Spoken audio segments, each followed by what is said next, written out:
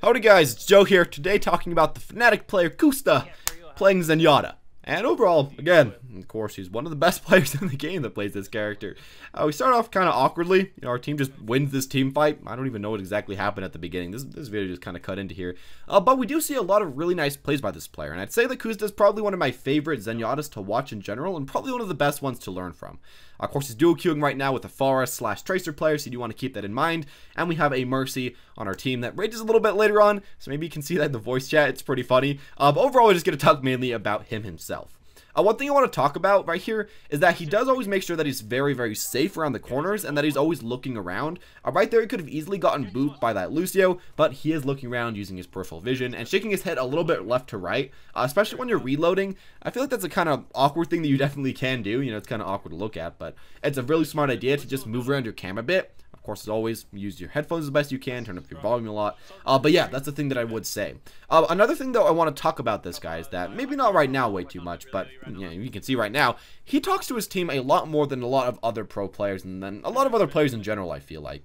With a lot of these people, you know, that I talk about, you know, they talk to their team a decent amount, but mostly they stay quiet to themselves. But Kusta really talks to his team, tells them what's going on, and mainly makes a few shot calls, but mainly talks about, you know, what people have been using, what ultimates are out, and, you know, maybe who he's discording, stuff like that. It's something that I feel like a lot of more top players should be doing. You know, a lot of top players are just ridiculously good and can win without doing that way too often. But he does do that. It does seem to help his team off quite a bit. They do have a weird, you know, Symmetra pick. We happen to pick off their teleporter right there. Or not the teleporter, their shield gen. Or, of course, healing from far range. And we see that the Zen's essentially in no danger right now.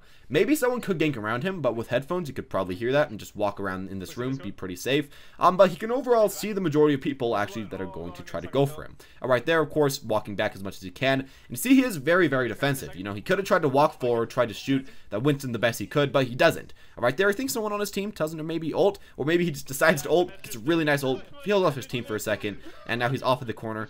You know, team's kind of getting hit a little bit of trouble, but he's off in the back line, getting off a lot of damage, gets dived on again, and I think that maybe Mercy can heal him up. There we go, just barely gets saved, and we can heal up our team and stay again in the back line, discording people and staying overall very safe. I felt a lot of people kind of go a bit closer with Zen than what you really have to be, just because they want to hit more shots. And we can see that even this guy can hit a lot of shots and deal a lot of damage at further ranges. While being closer does give you a bit more damage, and while it does give you, I don't know, a little bit more eyesight about what's going on, I'd say overall it's probably a better idea to stay a bit safer as a support than to try to get a few picks.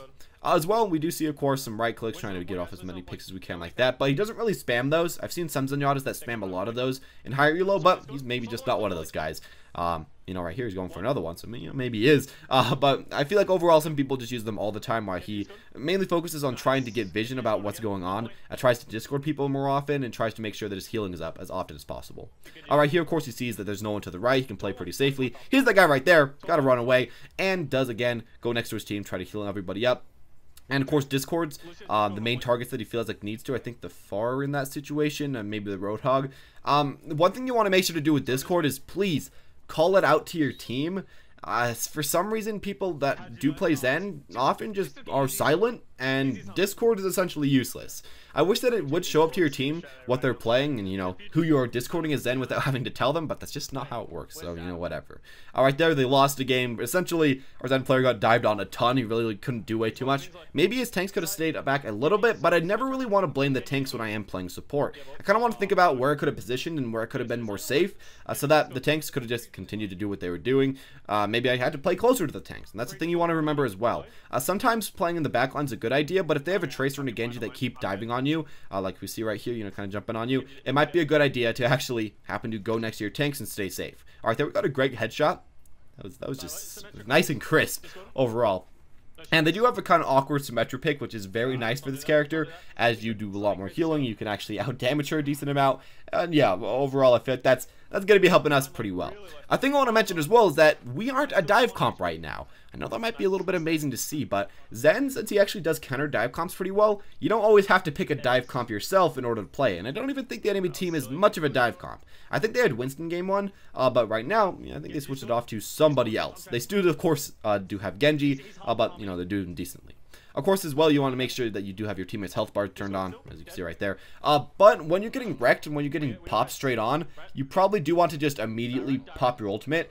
Don't pop your ultimate before the Genji actually starts to hit you, though. As we saw right there, he could have used his ultimate right as, you know, Genji's coming kind of near him. I'd say maybe even wait for the first slash sometimes. You know, if you're really low, don't do that. But make sure Genji is very close so that you can get every last second out of your ultimate and counter Genji's ultimate as long as possible. As, you know, sometimes you might run out of your ultimate a bit too early if you pop it too early, and the Genji can still get a few kills, or at least get a lot of damage out. But if you do wait till the very, very, very last second, that's essentially the best time to do that.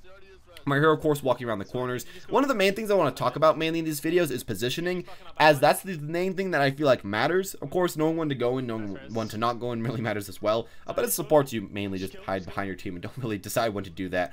But positioning and deciding where to hide around, that's what matters as these characters. I feel like very good positioning matters even more than very good aiming. You can often, you know, go through the game not being able to aim way too well and still climb up to diamond with relative ease. I feel like people kind of oversimplify how good aiming is and undersimplify how good positioning is. Or I guess not simplify. I don't know. The word that would kind of fit that situation. I feel like people overdo that. And yeah, I feel like that's one of the main things that people kind of don't grasp on, that positioning matters so much, and that knowing when to go in matters so much, and that's really the main thing that matters in Overwatch. I don't know, people kind of want some magic tips about things that people are doing and that pro players are pulling off, which does happen sometimes. There's some really nice stuff people have, but I feel like in general, it's more about just knowing when to play and how to really play in general than anything else. Right there, we got a nice ult again to counter the Genji ult. Standing right next to his Mercy, probably the best idea, and his team is, of course, grouping up as much as they can. Sometimes their team doesn't group up as you're using Zen ult, but I feel like often it's because you don't really remind them to or don't really tell them to. If you possibly can, just talk in voice chat and say, you know, I'm Zen ulting, everybody get close to each other. Kind of similar to a Mercy ult. You want everyone to die right next to each other, but right here we got Zen. Of course, he died right there, unfortunately. Coming back around, you do have that self-heal. So again, Zen does benefit largely from being out of the fights for the majority of the time. Of course, again, you can deal some damage. We see him right here trying to walk up as close as he can, try to get a nice pick off on the sidelines. But he sees that he probably messed up a little bit, trying to back off. Unfortunately, gets picked up right there. And yeah, we could have seen that maybe he should have backed off a little bit earlier. He had nobody on his team right next to him. And we see in general, you know, his team actually isn't way too much next to him for the majority of the time. And he's overall staying super far back by himself, probably because the enemy team is not a dive comp. If they were dive comp, I'd say, you know, you should probably walk a bit closer, but as far as it is right now, staying far back, there's no negative to doing it. Of course, walking around the corners, making sure that you do have very nice times to charge your right click around the corners, or I guess your alt fire, sorry, you know, console users. Charging your alt click around corners, that's a nice thing to be able to do, because if someone like a McCree or someone like a Genji is trying to kill you while you are by yourself, you want to make sure that you have that alt click ready. And you can't really actually charge it that well unless you have corners that you're right around. So we see that he's often playing far back around corners and making sure that, you know, he can still walk forward next to his team if he does need help. And he can probably actually call that out. If he does need a little bit of help, he can call out the Zarya bubble. And if you are just being silent, sorry, but you won't be able to call that stuff out. I know that sometimes it's annoying. I know that a lot of times, you know, you might be 14, 13 or whatever. You don't want to talk in chat. But if you just don't, you know, like talk, if you just instead make callouts and try to help your team, I feel like that actually works a lot. And a lot of people won't get angry. It's just when, you know, you're trying to make jokes, you're trying to talk the most you can. And I don't know. I feel like that kind of pisses people off. But making nice callouts and not even making like, you know, we should go in right here, but instead just telling your team, you know, this person used their X ability. We should probably worry about that. That's the type of callouts I feel like would make people rage the least amount. Just trying to help you guys out that are, you know, those type of players that are unfortunately in that situation. We're staying around back here. We saw people in that room. Of course, again, another thing you want to remember, unfortunately gets picked off, is that you can use your Discord as a viewing angle, and knowing where the enemy team's probably going to be. If you happen to Discord or support, other than just being able to have your team kill them faster, you could know where the enemy team is probably going to group up, because they usually group up nearest the support, especially if you're doing it on someone like a Lucio that stays right next to the team. So if you can keep that Discord orb on that character, you can tell your team where the enemies are and where to really expect them. Maybe not 100%, but have a very good idea on it. But again, if you know you're just not happening to talk in voice chat, that's not going to do anything. Right there, we have an amazing combo off by teammates. Good job, everybody. Great work. And soon enough, I think we have the Mercy player that... What the fuck, dude? Oh my god, what's happening? Hear that Mercy player. Have a little bit of fun. Maybe I'll just turn up the volume a bit.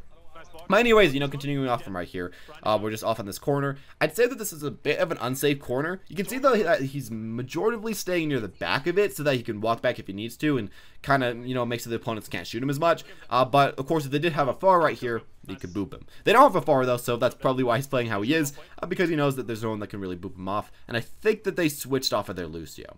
The thing you want to remember is that your positioning does matter depending on who the enemies have, because a place like that would be terrible to be at if they have Lucio afar, but if they have someone like a Reinhardt, if they have someone like a D.Va, or I guess not a D.Va, like a Winston, that can be a good place because they have to kind of overextend to get onto you on the bridge, and you can't just walk backwards and, block a lot of damage simply by them losing vision on you. So, I don't know. It's kind of one of those things that you just kind of have to think about every situation you're in, and that's really a zen. You kind of have to think about where you are and where you want to be going. And that should help you a lot as far as, King of the Hill maps can go. That's pretty simple, but it does just take time to learn how to play protectively. And again, you do want to stay behind the shields, simple, obvious stuff like that. But obvious stuff is, I feel like, the stuff that probably holds you back, honestly. If you're stuck in, like, gold, silver, plat, just think about the obvious things, and think about playing more safely. People think that, playing more offensively will win you more games.